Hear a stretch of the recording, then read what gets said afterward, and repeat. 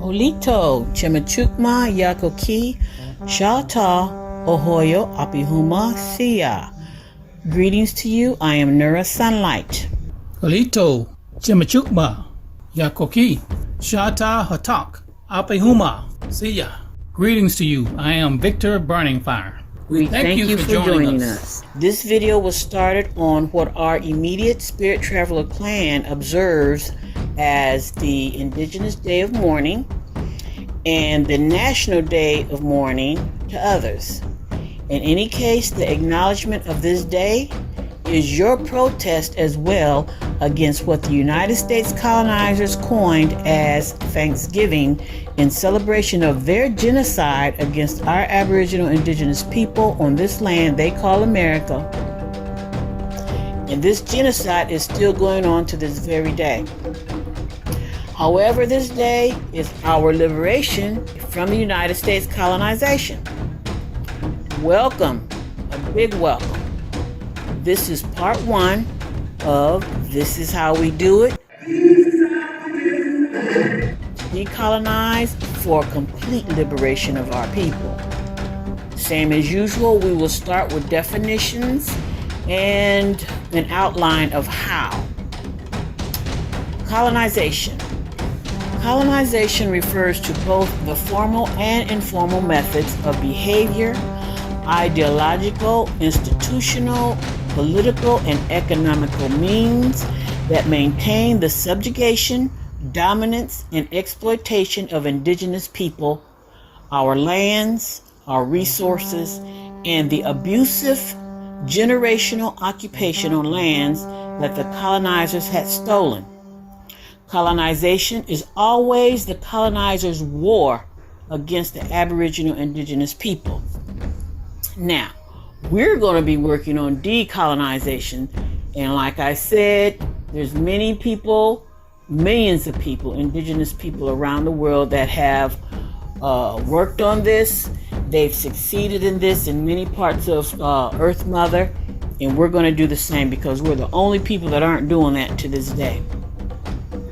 Decolonization is the undoing of that, which is the meaningful and active resistance to the forces of colonialism that perpetrate the subjugation and exploitation of our minds, bodies, and lands that result in complete liberation of the Aboriginal Indigenous people of our homelands.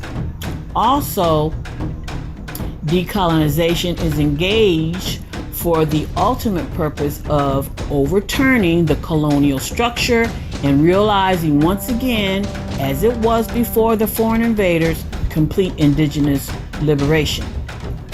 Now, brothers and sisters, before we get into how we're doing this, we proclaim and declare our liberation from the United States colonization, and by viewing this video, you proclaim and declare this liberation as well.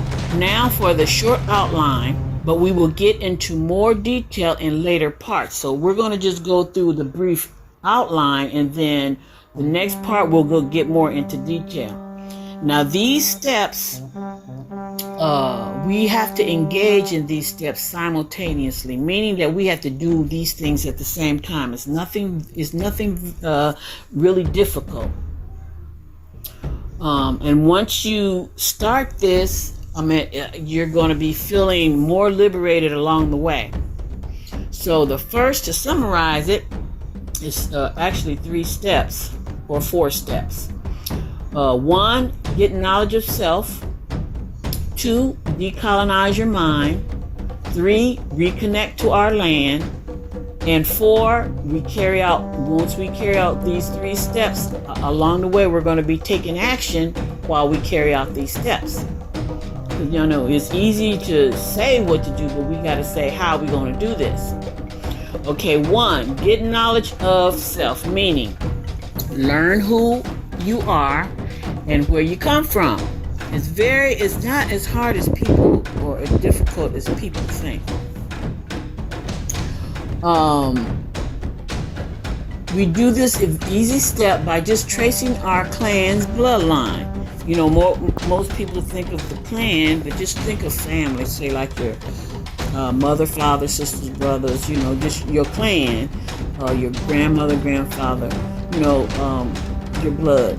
Okay, so what you do, starting with your mother and father on both sides, mother and father, as far back as you can go. Reconnect with the land, because the importance of land must be identified as one of the most important aspects of indigenous identity.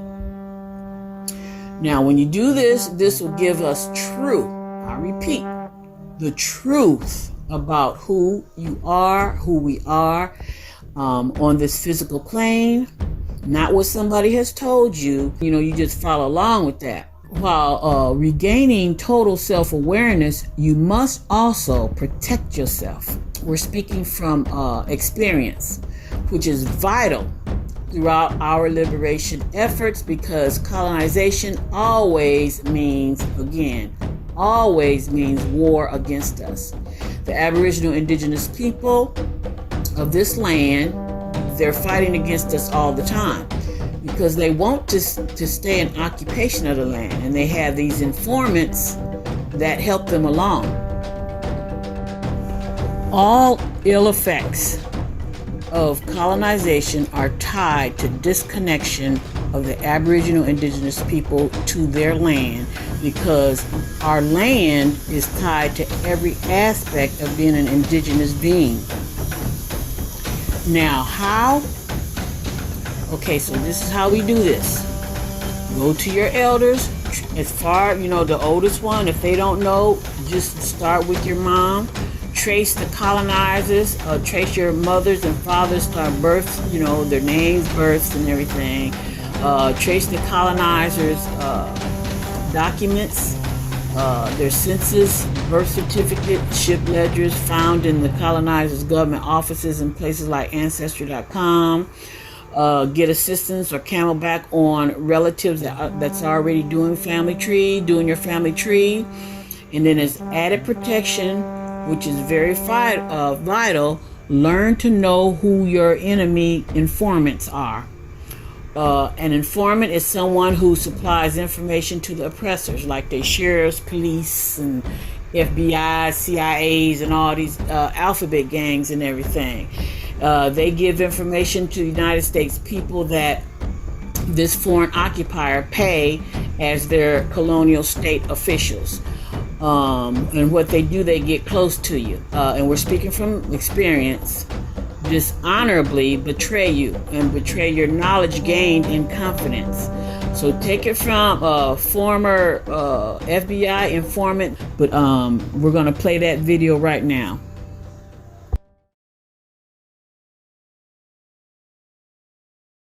Wherever there was a large concentration of blacks or a large concentration of minorities. Don't let me only say blacks, because we're talking about the Chicanos and we're talking about the Chinese too.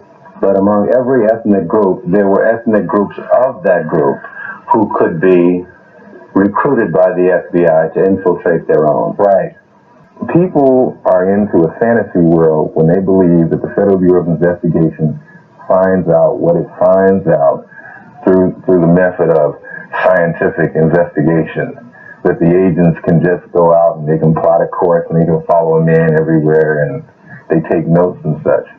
That's not the name of the game. The name of the game is find someone that is close to that man or can get close to that man or that group or whatever, and have him do the legwork. So in other words, there obviously then would have to be more informants than agents. Definitely. What would the ratio be? 10 to 1? I think every special agent usually has anywhere from 6 to 7 what I would call prime informants or agent provocateurs. And then also you have anywhere from 20 to 25 people per agent also that are not really what you would call the everyday informant or agent provocateur, meaning that person is not on a steady payroll by the Bureau, but every once in a while they will go to that person for information. CIA and The military intelligence people want to find out, is this anything connected with some kind of foreign agency? That's their prime objective. The Bureau wants to find out whether this was a organized type of mass movement that's going on. Are there leaders? Are there central people that started this? They want to find that out.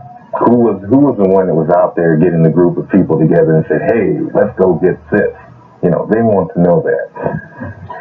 How would you tell a member of a community that they might be able to spot an informant? How is that possible? Can you spot one? Or what should one look for? Let's say someone in Liberty City. Well, it's like this. Informants come in all sizes, colors, and attitudes. There is no definite way, unless you can get hold of his telephone bill, and if you can connect the number with a bureau office, then you got it. But the fact that they're not working steady and yet are able to eat and get around doesn't mean anything. Not so much in the black communities. That's one of the hard things, because there's such thing as hustling. And some people are known as good hustlers. So people don't tend to trip off of, hey, blood, I don't know how blood did it. Blood probably did. He robbed somebody, or hey man, he's selling some weed, or whatever. Would it necessarily have to be a new face in the community? No. The fact is, they tend to shy away from that. What they try to do is get someone that's already situated. It's much easier. Much easier.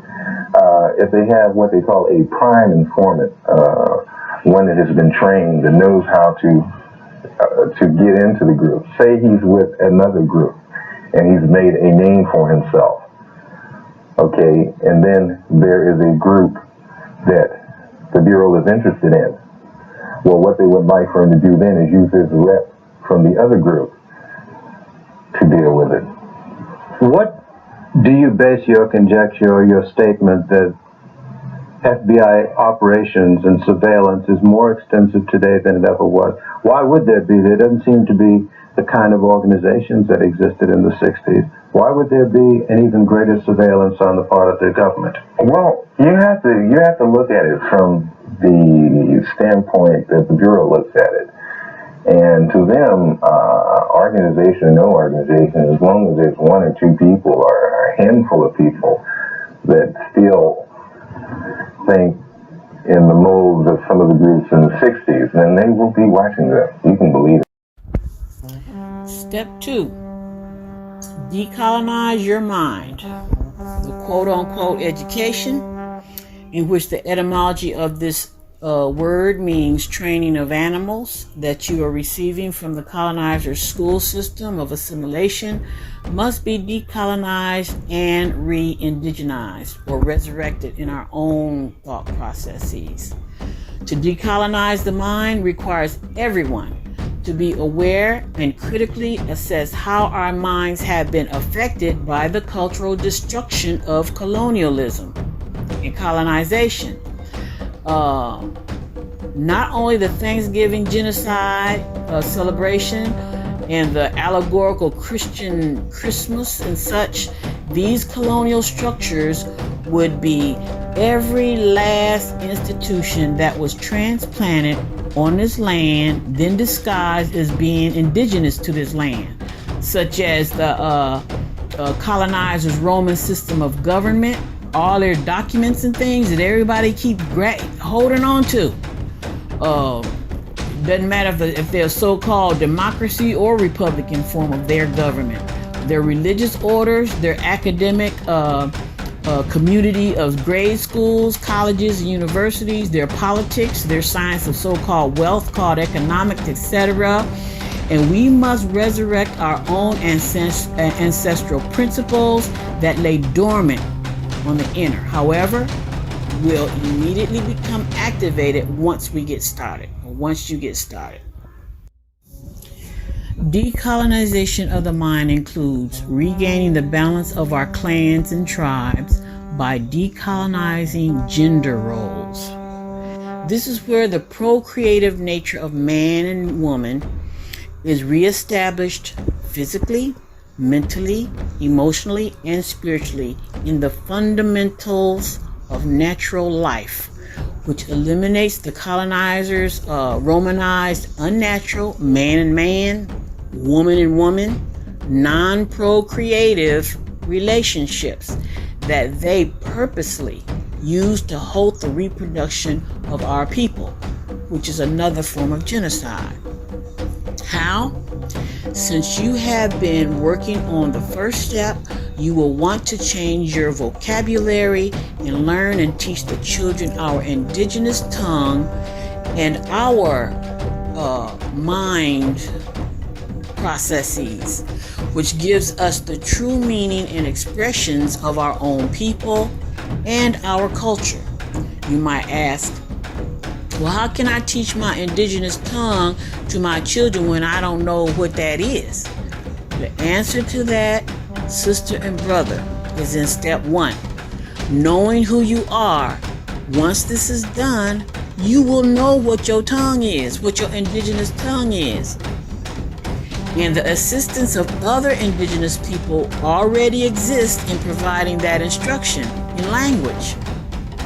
Now, if you don't want the colonizer to know what you're doing, just learn your own indigenous tongue. They will not understand or comprehend anything.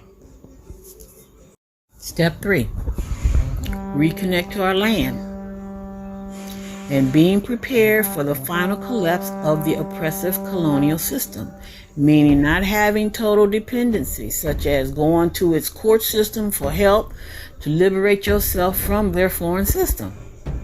Their oppressive system. They don't want you to leave their system.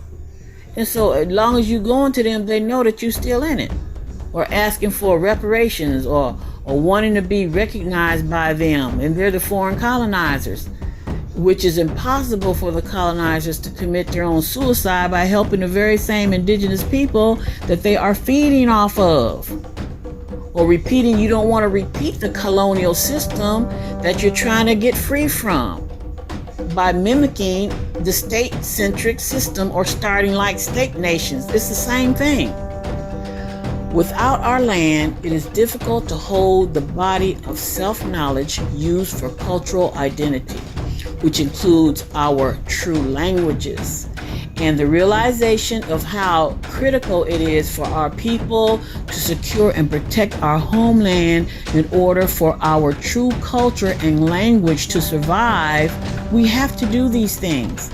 See, look, right now we do not speak our own true language, and most of us must relearn or regain what our true cultures are to this day, because we think we are from somewhere else, like Africa and places like that. No, we're Aboriginal people, yes, but we're indigenous to this land mass in the Western Hemisphere.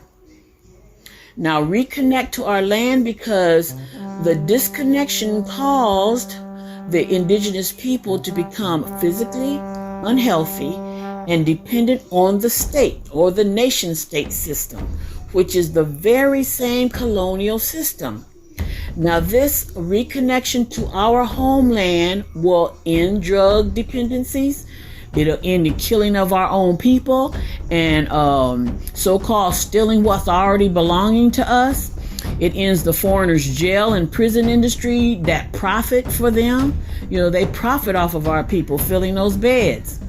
Because reconnection to our homeland makes us realize our true spirituality and the natural law of abundance. There's more than enough. There's plenty enough for everyone and everything to go around and be provided for. These things are limited because of this system, this colonial system, artificially limited because of the colonial system based on greed. You know, they want to, and they have it in their constitution. They regulate the commerce and everything. That's all a part of it. So we got to get away from that. How? Regain our indigenous natural land-based, water-based plan to tribal systems and remain vigilant when it comes to our own safety and the safety of our clans and tribes, which come from being aware of what's happening and not happening around us and around you, and the people that are involved in what's happening and not happening around you, and taking care of steps 1 and 2. And all of these steps. So step 4 is, as we carry out these steps 1 through 3, this is number 4, we take the necessary actions on how to do it. How we, the Aboriginal Indigenous people of this land called America, become completely liberated. Next time we're going to go over each step in detail. So if you need specific instruction on how to identify or get knowledge of yourself, we can go through an actual demonstration on how you can do a trace like that. You don't need to be reading books and all that kind of stuff, buying people's books, making them rich. This is serious business. Those people out there just to live off of you, they buying all these $500,000, $1 million dollar homes and stuff, and guess what they can do with those Federal Reserve notes? We would already have our land back if they weren't waiting for no reparations and things like that. We got plenty of people that got indigenous people that have plenty of Federal Reserve notes talking about getting our land back, but yet they still charging people for knowledge that that we need just to get liberated. It's not expensive to liberate yourself. It's just not expensive. It only costs you your time and effort to do what you need to do for yourself. That's all. See you next time. Yako P, thank you for listening.